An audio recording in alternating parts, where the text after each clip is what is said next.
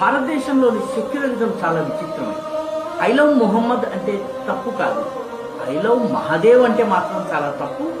గుజరాత్లో విజయదశమి పండగ నడుస్తున్నటువంటి సమయంలో, గర్భా నృత్యాలు జరుగుతున్నటువంటి సమయంలో ఒక యువకుడు ఐ లవ్ మహాదేవ్ అని పెట్టాడు. దానితోటి ఆ యువకుని చావుచితక బాధటమే కాదు, ఆ తరువాత దుర్గా పూజ జరిగేటటువంటి గర్భా నృత్యం జరిగే చోట కూడా భయంకరమైనటువంటి దాడులు జరిగాయి. దీంతో గుజరాత్ ప్రభుత్వం మేల్కొని ఈ సంఘటన జరిగినటువంటి బాహియాల్ గ్రామం, ఇది గాంధీనగర్ జిల్లాలో ఉందంటే రాజధాని ఉన్న చోట, అసలు అక్కడ చూసినట్లయితే ఈ అల్లరి చేసిన వాళ్ళందరూ కూడా అక్రమంగా ప్రభుత్వ భూమిని ఆక్రమించుకుని కూర్చున్నారు.